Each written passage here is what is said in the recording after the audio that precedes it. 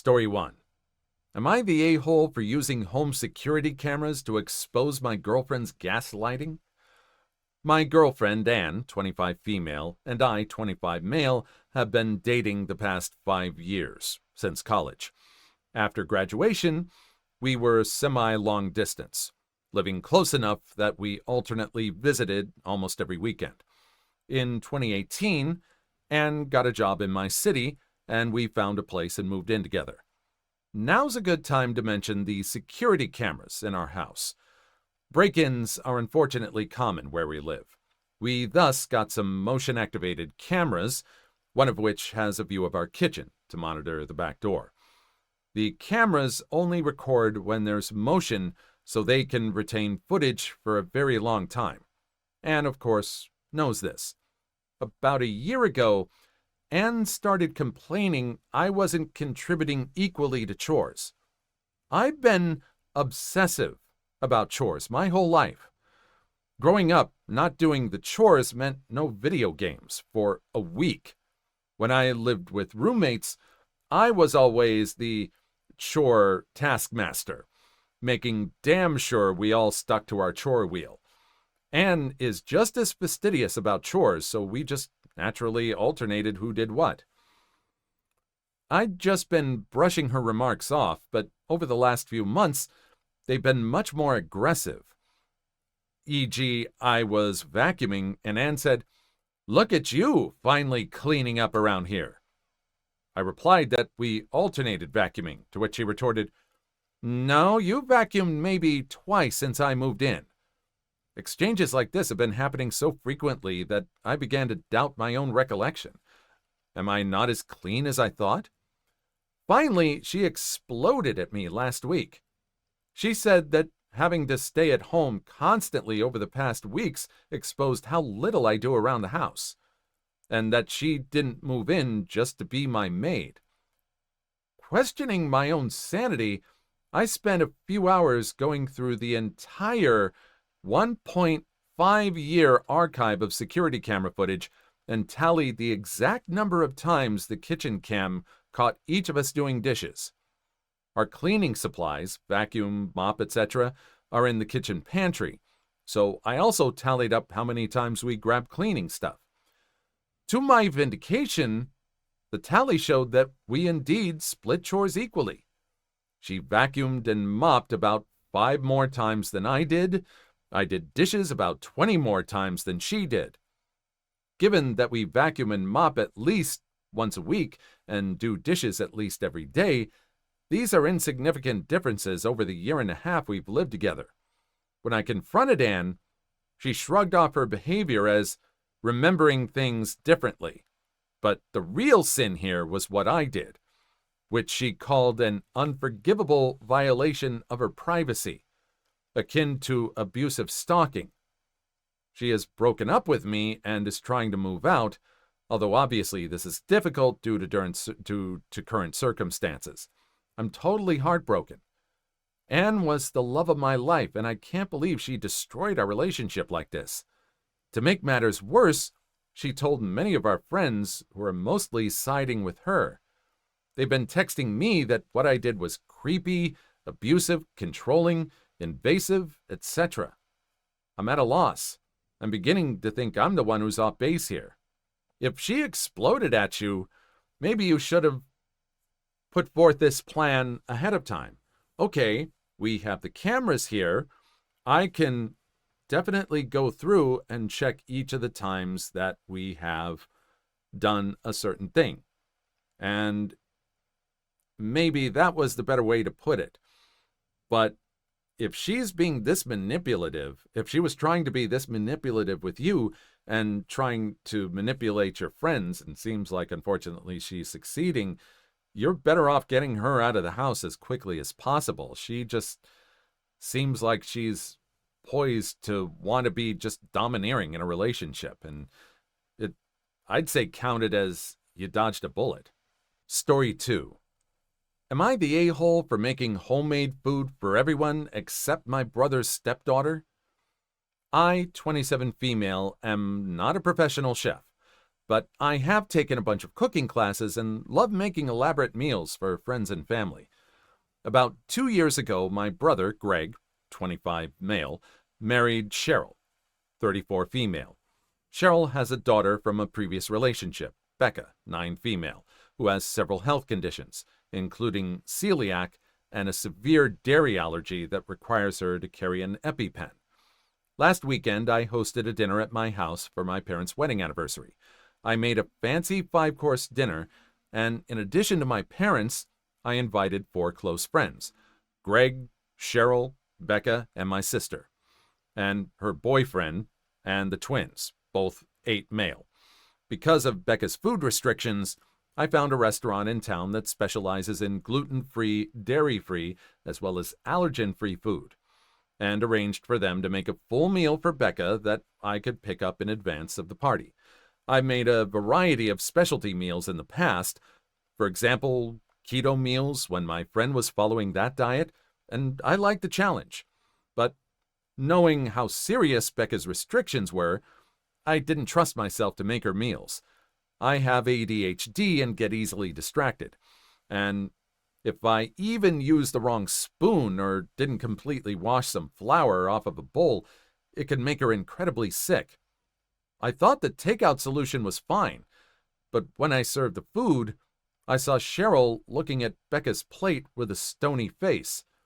For her part, Becca started eating and seemed fine. Cheryl whispered to Greg, and Greg asked if he could talk to me in the kitchen. When we got there, he said that it was unbelievable that I couldn't be bothered to make something for Becca, that they'd been bragging about what a great cook I am to her, and that he knew I'd made keto and vegan and other complicated kinds of food in the past. Now she would feel left out because she didn't get to eat what the rest of the family was eating. He said it was obvious that I didn't care about making his stepdaughter feel like a part of the family, and that they were leaving. Greg, Cheryl, and Becca then left, which put a damper on the rest of the party. I felt like I did my best at the time, but in hindsight, I wonder if I should have tried harder to make Becca feel included since she's a relatively new addition to our family. Am I the a-hole? No!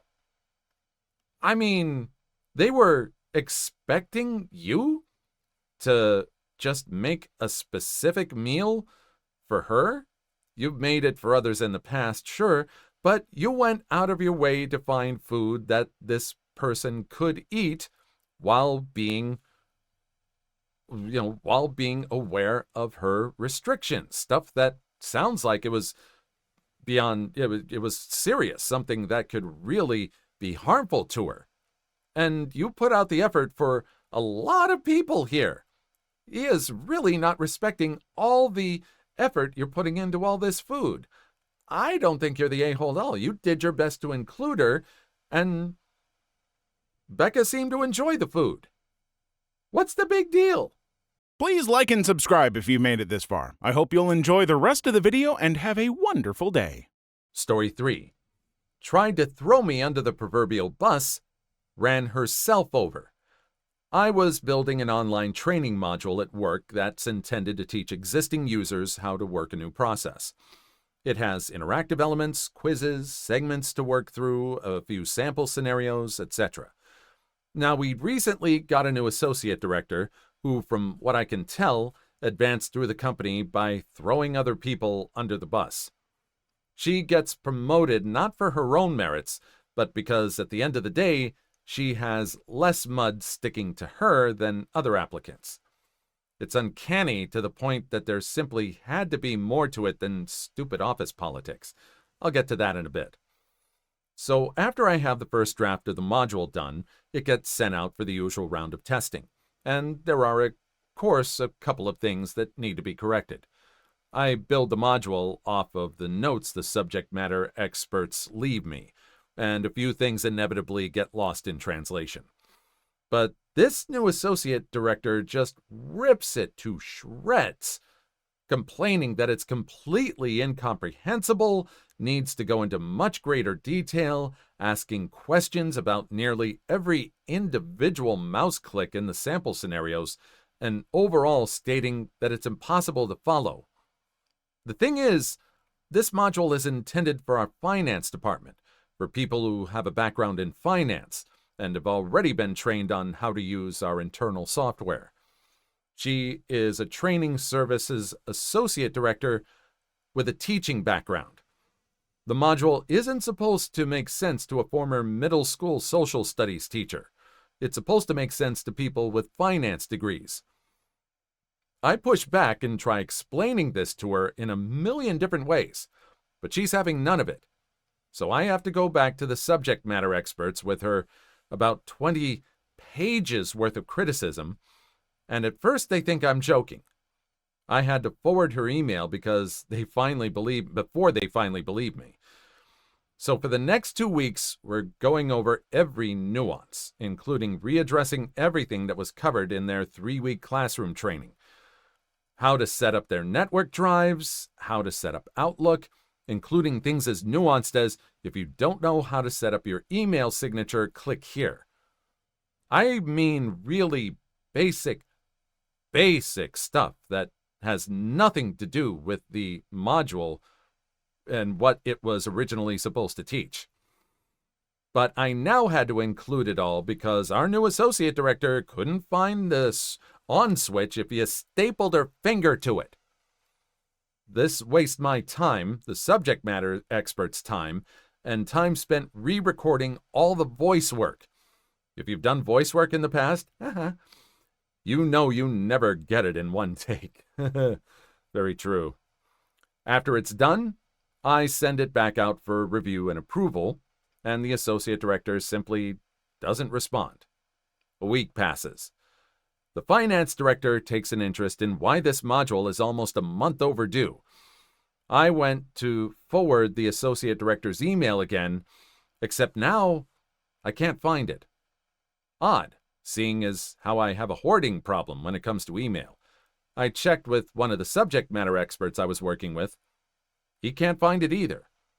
Turns out none of us can find it. It's gone. So I checked with a friend of mine in IT, who after a little detective work, discovers that a week ago, someone did a compliance delete on the Exchange server. This basically is a seek and destroy for messages meeting certain criteria. In this case, a specific phrase she used in her email. I start digging through Outlook trying to find particular emails related to this that might be used to defend my actions, and they're all gone. Inbox, sent items, deleted items, every last one of them. Any email containing that particular phrase anywhere in it. This kind of thing is normally used by admins to mass delete spam or phishing emails from all users at once. Except in this case, someone apparently deleted emails that showed evidence of her awful decisions. My friend in IT can smell a juicy story a mile away and was very interested in seeing where this went. She recovered the deleted emails, and I promptly saved them to a flash drive. For the next few days, every time I had an email with the associate director's name on it, even unrelated stuff, you never know how something might fit together, I saved a copy to the flash drive. I informed the subject matter experts to do the same, and we started building our offline evidence locker. I didn't want to blow the lid on it just yet. I wanted to see if my suspicions were correct. Maybe a lifetime of watching spy movies and cop dramas have corrupted my thinking. Maybe there was another explanation. Who knows? It could happen. I'm not God. I don't know everything. I'll play defense. So after several weeks in total trying to appease this associate director's unquenchable thirst for irrelevant details, and then getting ignored for a week, she finally publishes it and sends it to the finance director to approve it so it can go live. Woo! Except the module, which was supposed to be a 30-minute online course, now contained 3 hours of content and went down several irrelevant rabbit holes that have been deemed critical supporting information. And as an analogy, imagine designing a training module to teach a nurse how to enter some new CPT codes and being told you have to teach them how to read, too, because he might not know what words are. That's how much hogwash was rammed into this thing. And the finance director, of course, hated it and was surprised that such a rambling mess of a module would come from me, of all people. So we called a meeting with me and the associate director on Tuesday to get some answers. And sure enough, she immediately tried to distance herself from it. Tried to paint it as she made a couple suggestions, and I clearly went way overboard. How I must have sent her a different version that she approved and switched them afterwards. That's not even possible. It would get thrown back into draft status. She kept trying to talk over me as I voiced my defense, and to his credit, the finance director finally just muted her so I could speak. Boy, did I. I explained everything. I shared my screen, popped in my flash drive, and opened my copies of the emails that had supposedly been deleted. Every email exchange where she complained about the material, I pushed back, and she flat out ordered me to build the module in the way I did. She abruptly left the meeting and went offline. The finance director asked if I could send him a copy of all the relevant files.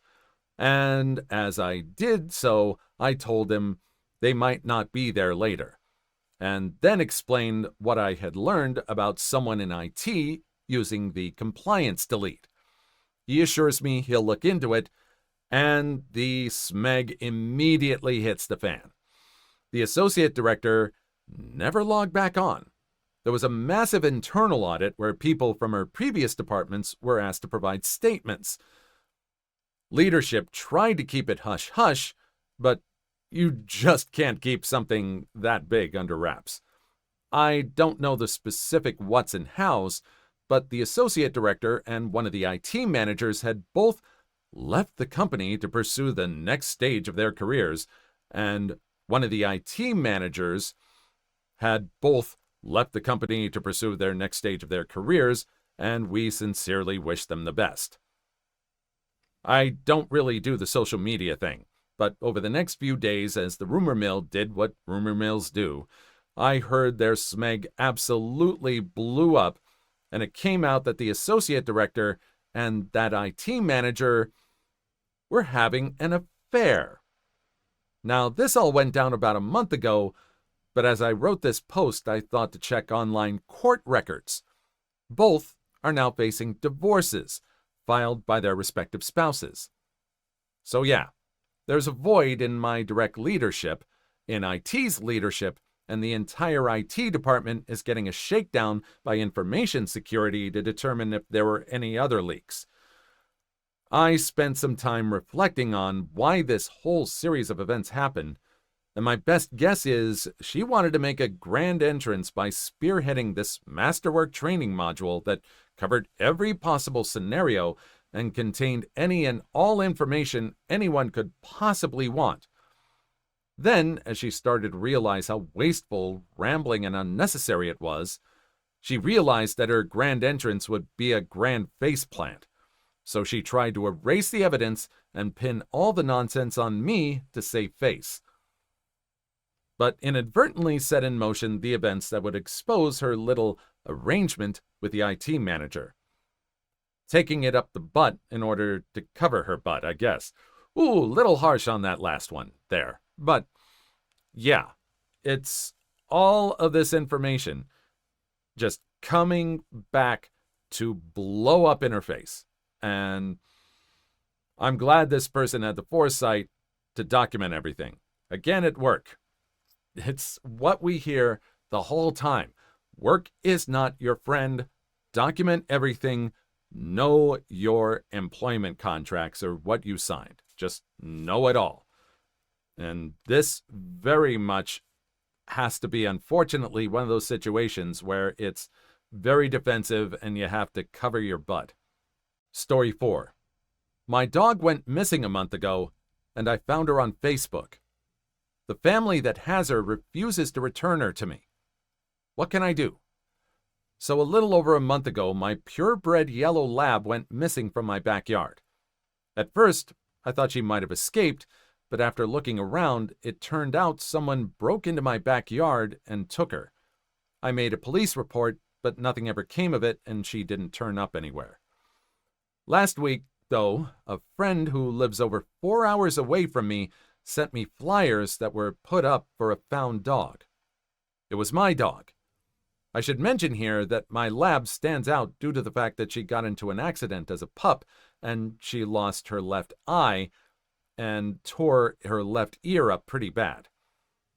I called the number on the flyer yesterday and got into contact with a woman we'll call Stacy. I told Stacy that she had my dog, and after a 20-minute conversation, I all but confirmed it. Here's the problem. When I asked what a good time to come and get my dog back was, she refused.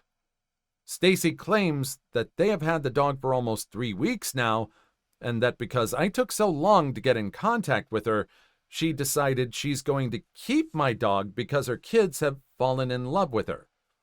I told her that was complete hogwash and that she needed to get my dog back, but she hung up on me, and I assumed she blocked my number. I found Stacy on Facebook, and she wasn't lying. I found a status from around 3 weeks ago talking about how she found my dog abandoned on the side of the street and took her in. She is now also posting pictures of her kids and my dog, claiming they adopted her and renamed her. I'm ticked right now, and I don't know what to do. That dog lived with me for over 5 years since she was a puppy, and now because they've had her for 3 weeks, they think they get to keep her? What can I do? I have all of the papers that prove I own her, dog license, proof of ownership, medical records, etc., and she is chipped. I also have the police report. What do I need to do to get my dog back? Don't know where you are, can't give legal advice, but it sounds like you have a good start. You have the records. And if you really want to get your dog back, you're going to have to probably, and again, this advice is not vetted or anything. It sounds like you're probably going to have to go to court or involve the police on this and give them all the information, or find someone who's sympathetic to you. Hopefully you can find a police person who is very attached to their pets too, who can be sympathetic and help you with this. And since it's like 4 hours away, it sounds like you're going to have to deal with 2 different districts. Story 5. In-laws constantly berate my baking skills in favor of sister-in-law, so I copied her cake pop design and tricked them into eating it. My 32 female husband, Pete, 34 male, comes from a family where the women are all bakers. I am a baker myself, and I used to sell out of my house under my state's cottage laws, but stopped because I like it just being a hobby.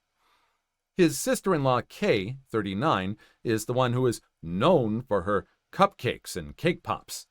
When I first met everyone years ago, it was the first thing I learned. Everyone talked about everything she made. Even when Pete mentioned how good my stuff was, everyone would say that Kay sells hers and they're popular, so they must be better. Whenever I bring treats, they're often left untouched because, they're not Kay's. Yes, I've been told that. They ask me to bring something and never touch it. To be clear, Kay is mainly a baker, whereas I bake and specialize in professionally decorated cakes. Kay says that overly decorated cakes are compensating for their bad taste, and Pete's family agrees. We had a barbecue Monday for Memorial Day, and everyone made their treats. Kay decided to bring cake pops. She posted them on her Instagram the night before, and I know this is immature, I made the exact same ones she did. Same flavor and design. We got there, and everyone asked where my treats were. I said they're in the car, and I'll get them in a minute. So I waited for everyone to be outside, then I brought mine in and put them next to Kay's. After we eat, I noticed the family eating my cake pops and not Kay's. She didn't notice at first, and then asked if they weren't feeling cake pops. They said that they just ate them and that they were the best she ever made, and asked what she did differently. Mother-in-law even said they look so much better in person than in the picture. Kay was confused and said hers were still on the table. That's when I said, Oh, I brought those. Glad you enjoyed them.